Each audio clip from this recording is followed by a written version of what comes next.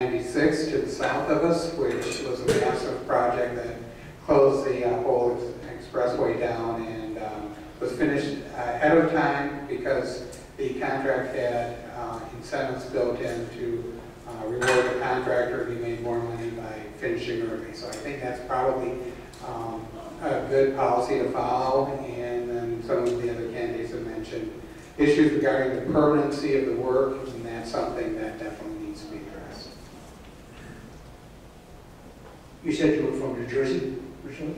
Well, I was in New Jersey for a couple of months, and that was my observation.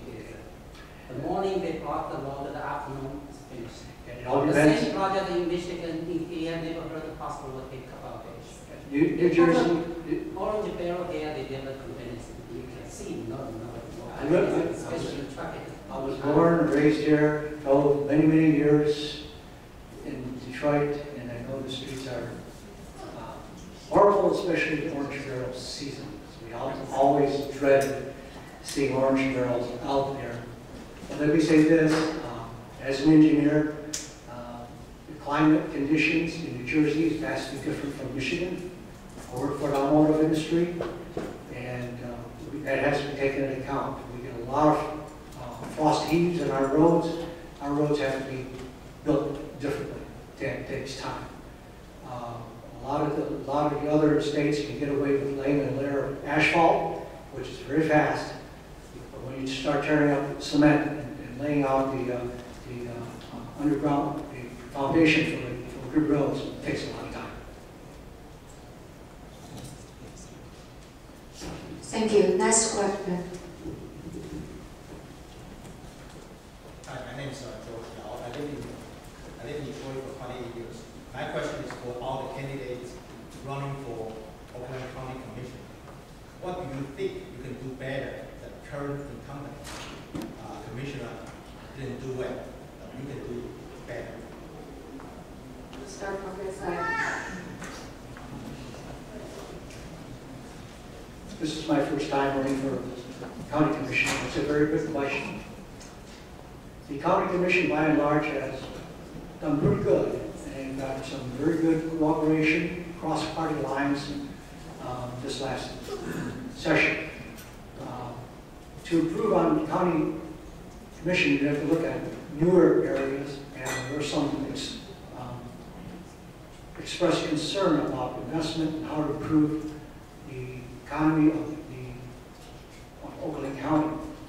And I'm an avid supporter of the EB-5 visa program, and I'd like to pursue that.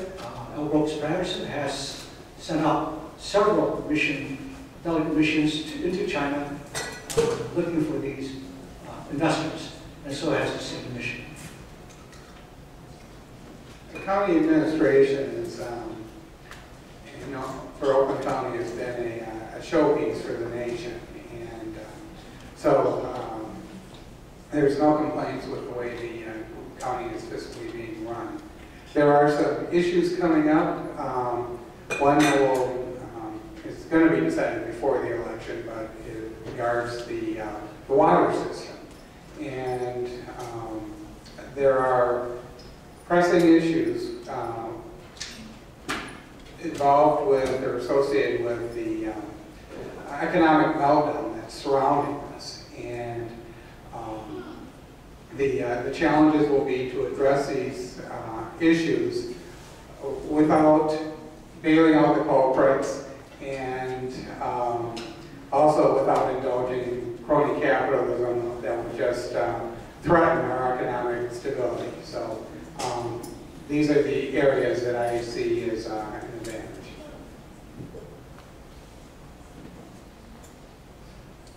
Currently, there is no incumbent, so this is an open position. So I'm going to take a little bit of a broader look. I believe that rather than looking at what hasn't been done well, I'd like to look at what we can do better, and that is leveraging the resident resources that are here in this room, the international community that we have.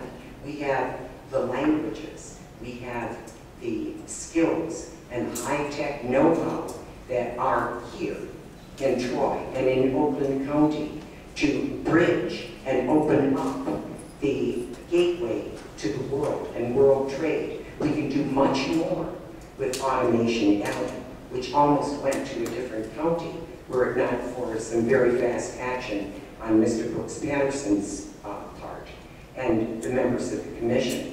I think too that the issue of water is a very important one. However, the three counties are currently working together under court order to come to some form of an agreement for the regionalization of that resource so that we can avoid privatization. I don't believe that that will come about.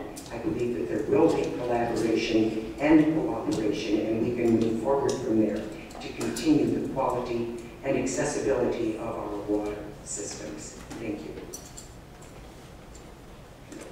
As Dr. Noda was saying, there are some public hearings going on right now so that you can, in your communities, find out, question and ask about the water situation, which it is nice to hear that they are working together, the three different counties. That's always good to see. I'm an activist, and I have no problem making a fool of myself in terms of getting an issue taken care of. My seat is open, but I agree with what she was saying. We can do more. With each survey that I fill out, I learn a little bit more about things that particular group is focusing on. And one of the things that I wanted to look into more was what they were saying about welcoming initiative. I called Novi and I asked them, what is this welcoming initiative? And I left a message and they haven't got back, so I'll have to keep following up. So I see a lot of smiles at that one. But yes, and that's what I do. I keep following up and I keep pestering, and finally they get tired of me answering. Thank you. As my opponent said, this is an open seat. Mr. Mike Bosnick, who served on the county commission, elected to run for judge, so opened his seat. I wasn't planning on running for county commission. I was perfectly content to stay on as a city council person, but I am term limited. But I was asked by Brooks Patterson, Sheriff Bouchard, a number of the county commissioners to enter this race because we do have a well-run county. And they believe, and I agree, that we need someone with strong business experience, proven experience, and also who has some governmental experience, who served, who has balanced budget, who has been able to build fund balance and save money so that we can apply to the roads. I don't know that I can really improve, but I'll bring a new set of eyes there. I think one thing we really need to do in this county, the immigrant population, Asian population in Troy is about 20%. That's pretty much true across Oakland County. We need to listen to everybody and engage. And I want to tell you, if I'm elected, I'm a Republican candidate. It doesn't matter. Once you are elected to an office, you serve everybody, not Republicans, not Democrats. I'm a listener. I've proven that through compromise in the city council. It's nonpartisan. To get things happen, to be successful, make things happen, to improve Oakland County, and keep it on the right track. We don't need to go the wrong direction, but we need to listen to everybody. Thank you. Thank you. Next question, please.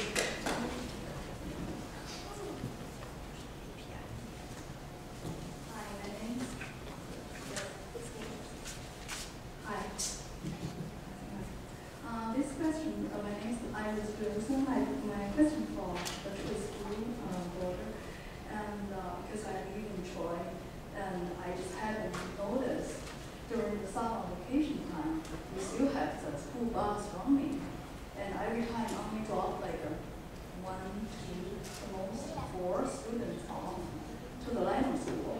I just wondering why, if there's any program we have to use a big bus for the search small students, can we consolidate that or save some more money for the taxpayers?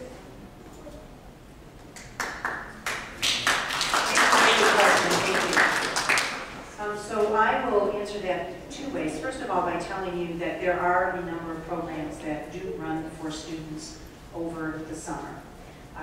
Many of those might be elective programs, but there are programs that students, because, for example, they may have special education needs, that they are actually able to continue to go to school over the summer. We also continue to run programs for many of our at-risk students. So your question about why do we have big buses? We have a fleet of buses. We do have some small buses that are outfitted, again, particularly for many of our physically challenged or physically disabled students and students with mobility challenges, because law does mandate that a special needs student, the district must provide education. So many times you will see these small buses with very few students.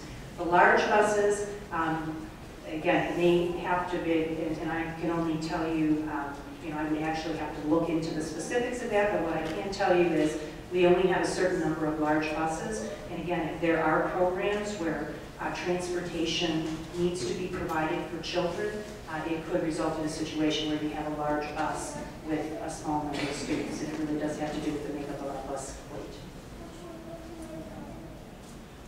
Dr. Philpott answered that very well. I can't add too much more to it, except that our transportation department does have a mechanism, a computer program, if you will, that will place buses with the maximum number of students that they can, so they are trying to maximize that. And, but with the summer programs, there are fewer children that are taking part. But I do know that they work very hard to, they're very cost conscious, and so are we.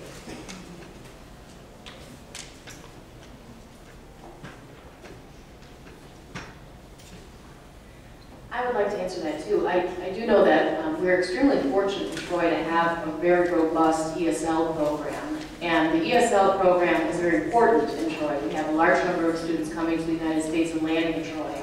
And it's not a for granted program. In Troy, we have a very large ESL program. There are many other school districts around the state that don't have ESL at all. And so I always worry about those children, those families who land in those communities with no ESL. ESL is a program that lasts for approximately between a year to 3-4 years, depending on the needs of the student. We have tremendous ESL teachers in Troy. And part of the ESL program, and part of what we're committed to, is not allowing those children to slide in the summer. So we do bus the ESL children in the summer. So that could have been what was happening there too. And of course, they're spread out around the city. They're not all in one neighborhood, so they would need to do that. So I support actually that, even though it does look wasteful to see a large bus with one tiny person come off. The program that that's supporting is actually very important for our community. So I co-founded the Conversational English Coffee Hour for the district, which is now district-wide. So those families' needs are very important to the district, and they don't often, because they're new, know how to advocate for their own children, so it's very important that we know that community very well.